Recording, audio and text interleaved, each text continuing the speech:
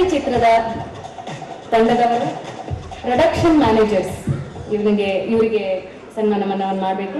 Production managers ಮೊದಲನೆಯವರು ಚೆನ್ನ, ಸದಾ doctor Raj ಒಂದಿಗೆ ಇದ್ದವರು ಚೆನ್ನ ಅವರು ವೇದಿಕೆಗೆ ಬರಬೇಕು. ಮಲ್ಲಿಕ್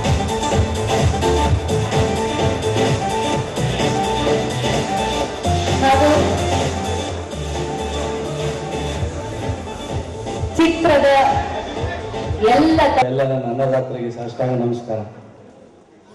ಇವತ್ತು ಜಾಕಿಗೆ ನಾನೇನು ಸೆಪರೇಟ್ ಆಗಿ ಜಾಕ್ ಹಾಕೋ ಅವಶ್ಯಕತೆ ಇಲ್ಲ. ಅಪ್ಪಗೆ ಅವಾಗಲೇ ಅಪ್ಕೊಂಡ್ಬಿಟ್ಟಿದ್ದಾರೆ. ಅದು ಹೆಂಗೆ ಅಂದ್ರೆ ಗೋಕಾಲಲ್ಲಿ 365 ದಿನ ಕಬ್ಬು ಬೆಳೀತಾ ಇರ್ತಾರೆ. ಅವ್ರು ಹೋಗ್ಬಿಟ್ಟು ನೀವು ಕಬ್ಬು ಚೆನ್ನಾಗಿ ಬೆಳಿತೀರಾ ಅಂತಂದ್ರೆ ಎಲ್ಲ ಲೋಕ್ ಕೊಡ್ತಾರೆ. ಅದೇ ರೀತಿ 365 ದಿನ ಅಪ್ಪು ಪಿಕ್ಚರ್ ಯಾವಾಗ ಹಾಕಿದ್ರು ಹೊಡ್ತಾ ಇರುತ್ತೆ. ಸೊ ಅದ್ರ ಬಗ್ಗೆ ವಿಶೇಷ ಮಾತಾಡಂಗಿಲ್ಲ.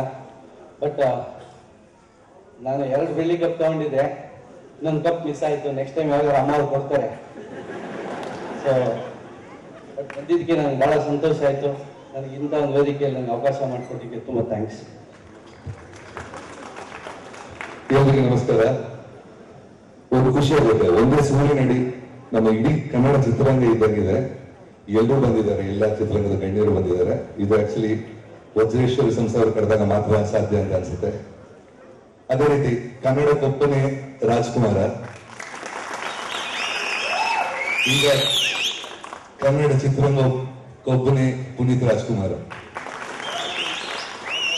ಯಾಕೆಂದ್ರೆ ಸಚಿನ್ ತೆಂಡೂಲ್ಕರ್ ಆಗ್ಲಿ ಹೊಡೆದಾಗ ಸೆಂಚುರಿ ಒಂದು 5-6 ಮ್ಯಾಚ್ಗೆ ಒಂದು ಹೊಡಿತಿದ್ರೆ, ಪವರ್ ಸ್ಟಾರ್ ಪುನೀತ್ ರಾಜ್ಕುಮಾರ್ ಪ್ರತಿ ಪಿಕ್ಚರ್ಗೆ ಪ್ರತಿ ಚಿತ್ರಕ್ಕೆ 100 ಹೊಡಿತಾನೆ ಇದ್ದಾರೆ.